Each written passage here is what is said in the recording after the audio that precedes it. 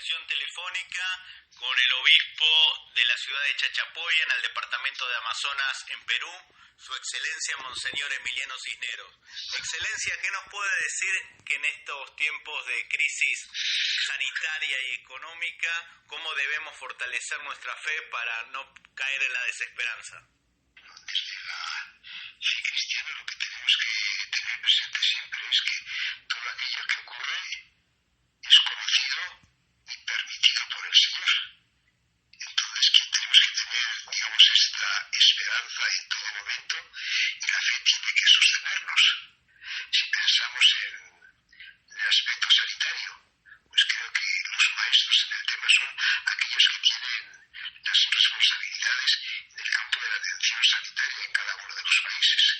Entonces creo que lo que a nosotros nos corresponde es atendernos a las disposiciones que ellos den y tratar de cumplirlas para que, al mismo tiempo que nos cuidamos a nosotros, pues no perjudiquemos a los demás. Y también, como pastores de la Iglesia, pues tratar de animar a todas las personas a que sean serios y responsables en el cumplimiento de estas obligaciones o de estas responsabilidades que nos toca a todos para cuidar y defender la salud de todos nuestros hermanos. Y si pensamos en el campo de la economía, pues ciertamente uno no es economista, pero lo que sí se prevé es que los tiempos que van a venir van a ser tiempos nada fáciles. Y ahí tenemos que estar todos poniendo el hombro, cada uno desde aquel campo que es de nuestra propia responsabilidad. Si bien los médicos, ustedes los sacerdotes se ocupan de temas espirituales, ¿cómo se puede lograr una armonía entre la ciencia y el tema espiritual? Bueno, siempre hay que tener presente que la ciencia y la fe no son contrapuestas, ¿no?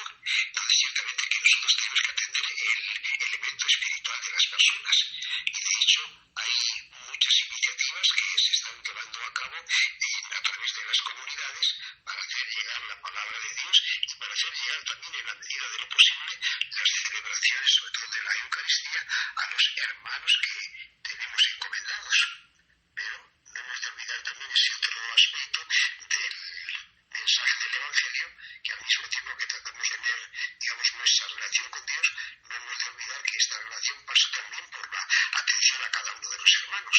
Y ciertamente pues son muchas también las iniciativas, unas pequeñas, otras más grandes, de mayor alcance, algunas de alcance mínimo, pero digamos cercano, y de esta manera también se está tratando de responder a las necesidades de muchas personas que en este momento pues están pasando por graves necesidades.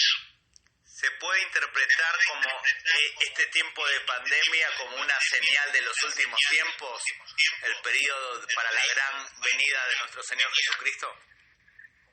Bueno, los últimos tiempos comenzaron ya con la resurrección de nuestro Señor Jesucristo.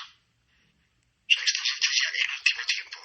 Y lo que me parece que ya no podemos hacer es comenzar a tomar como punto de partida lo que está ocurriendo ahora para comenzar a asustar a la gente. Dificultades ha habido en todos los tiempos y en todos los lugares. No han faltado las guerras, no han faltado los terremotos, no han faltado los cataclismos. Y todo eso forma parte de la historia de la humanidad, después de la venida de Jesucristo y en todos los siglos que la precedieron. O sea, eso forma parte pues de la realidad del mundo en el que nosotros vivimos. Lo que sí es cierto que de cada uno de estos acontecimientos que nos toca vivir, tenemos que pararnos a pensar a ver qué es lo que nos está diciendo el Señor o qué es lo que nos quiere decir. Ponernos pues a la escucha de Él, a la escucha de su palabra, tratar de descubrir los signos de los tiempos para responder en cada momento de acuerdo a aquello que el Señor está pidiendo y esperando de cada uno y también de la humanidad entera y en concreto para nosotros la respuesta de la nuestra como comunidad cristiana. ¿En qué se falló en el Perú de que hay más de 100.000 infectados y más de 3.400 fallecidos? Bueno, puede haber respuestas distintas, ¿no? Yo creo que una de las cosas que ha fallado aquí pues es, por un lado, digamos, ese incumplimiento de las normas una vez que se pasaron las primeras cuarentenas, y esto, a mi entender, por dos motivos. Uno de ellos, a veces esa informalidad de la gente, que no se tomaron en serio las disposiciones gubernamentales, pero también otro, y me parece que es la más grave, es la necesidad de muchas personas que viven en el día a día y que se vieron obligados a salir a la calle para conseguir lo necesario para cada jornada. Entonces ahí en la calle y en las aglomeraciones en la calle es donde se han ido multiplicando los contagios. ¿Y el gobierno hace algo por esta gente? Por favor, pues yo diría que sí. Han hecho por ahí una serie de proyectos o de programas para ayudar a las personas que no tienen ingresos.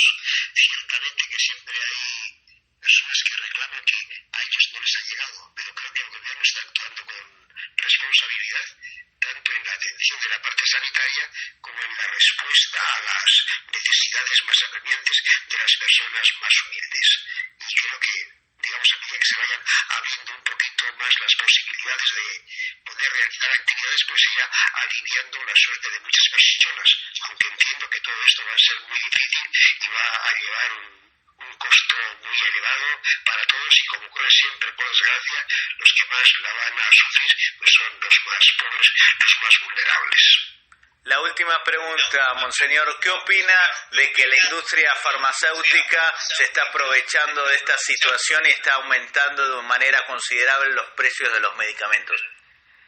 Bueno, no quiero emitir un juicio categórico. Hay explicaciones que las están dando los técnicos, y lo que sí es cierto es que cuando uno escucha a las personas, todo el mundo tiene su verdad. Siempre habrá gente, o hay gente que se aprovecha de estas situaciones. Eso no lo voy a negar, porque uno lo ve permanentemente, ¿no? Sea en el campo de la salud o sea en el campo de la alimentación. Pero creo que quiero pensar bien de las personas y quiero esperar también que pronto se encuentren esas soluciones que van a aliviar la suerte de las personas, y que el beneficio no sea solamente de las empresas que van a comercializar la vacuna cuando salga, o los remedios que en este momento se están experimentando o a los que acude la gente, sino que todo eso pues sea de provecho para todas las personas. Pero ustedes como Picopale peruana, como clero, podría ser intermediarios para que las industrias farmacéuticas entren en razón y no lucren con la necesidad y con la salud de los peruanos. Bueno, la enseñanza de la Iglesia y aquí en todos los lugares pues es siempre predicar aquello que es la justicia, ¿no? Y por supuesto contra todo aquello que suponga abusos contra las personas, porque cuando se dan estos abusos, los que más sufren siempre, como les decía antes, son los más pobres y los más necesitados. Muchísimas gracias, Excelencia, muy amable.